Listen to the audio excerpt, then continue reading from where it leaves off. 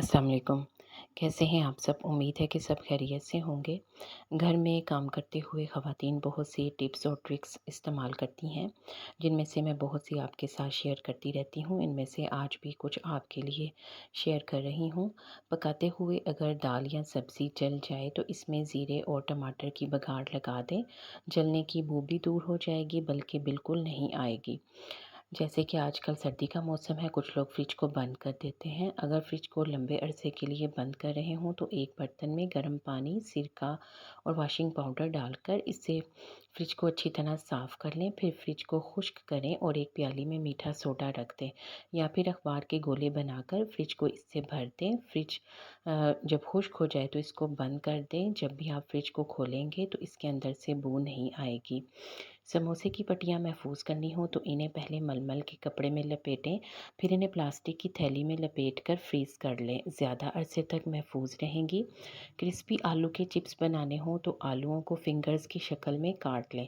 फिर देगची में पानी गर्म करके इसमें थोड़ा सा नमक और चुटकी ज़रदा रंग डालकर आलूओं को 4 मिनट के लिए उबाल लें। फिर इन्हें छान लें और गर्म आलूओं के ऊपर आटा, मैदा या कॉर्नफ्लावर छिड़क कर तेज़ आंच पर फ्राई कर लें। नहायत ही मज़ेदार क्रिस्पी फ्रेंच फ्राइज़ बनेंगे। कुछ लोग एक साथ ही रोटियां पकाकर हॉट पॉट में रख लेते हैं। रोटियां पकाने के बाद इन्हें हॉट पॉट में रखना हो तो हॉट पॉट में अदरक का एक टुकड़ा भी रख देने से रोटियां देर तक ताज़ा और नरम रहेंगी। और इसके अलावा पूरियों का आटा गूंदें तो आटे को दूध से गूंदें, इससे पूरियां नरम और फूली हुई बनेंगी।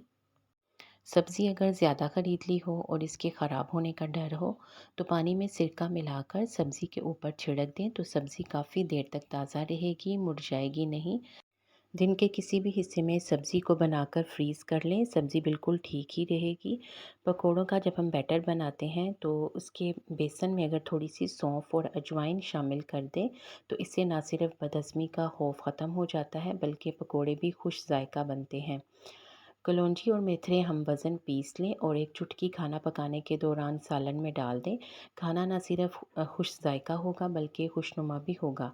पकाने के बाद अगर सालन, शोरबे या कोरमा में या फिर सब्ज़ी में तेल ऊपर ना आ रहा हो तो आधा चम्मच कसूरी मेथी डालकर हल्की आंच पर दम पर रख दें। चंद ही मिनटों में ऑयल ऊपर आ जाएगा और सालन खुशनुमा हो जाएगा। अच्छा गोश्त जल्दी गल जाता है। गोश्त ख़रीदते वक्त इस बात का ख़्याल रखें कि छोटे जानवर का गोश्त जिसकी रंगत गुलाबी हो वो ख़रीदें। बड़ी उम्र के जानवर के गोश्त की रंगत स्याही माइल हल्की सुर्ख होती है, इसका गोश्त ना ख़रीदें। अगर पनीर फ्रीज़र में रखने से बहुत सख्त हो गया हो तो मलमल के कपड़े को सिरके से भिगोएं और पनीर को इससे लिपेट दें। पनीर नरम हो जाएगा। घर में छोटे मोटे कीड़े हों तो इनको भगाने के लिए स्प्रे बोतल में 3 हिस्सा पानी और 1 हिस्सा सेब का सिरका और चंद कतरे पेपरमिंट ऑयल के शामिल कर दें। अच्छी तरह से मिला लें और फिर पूरे घर में इसका स्प्रे कर दें।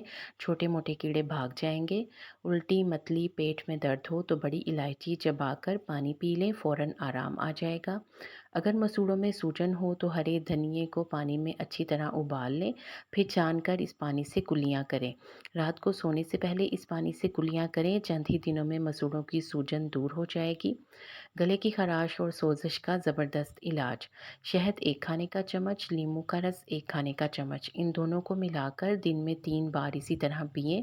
4 से 5 दिन इस्तेमाल करेंगे तो गले की खराश और सोजिश दूर हो जाएगी और इसके मसलसल इस्तेमाल से हाजमा भी ठीक रहेगा।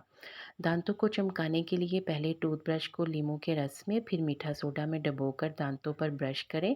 अगर कपड़ों पर नेल पॉलिश लग जाए तो पहले इस पर नेल पॉलिश रिमूवर लगाएं, फिर इस पर थोड़ा सा सरफ और मीठा सोडा लगाकर थोड़ी देर के लिए छोड़ दें। फिर धोकर इस्त्री कर लें, दाग बिल्कुल साफ़ हो जाएगा।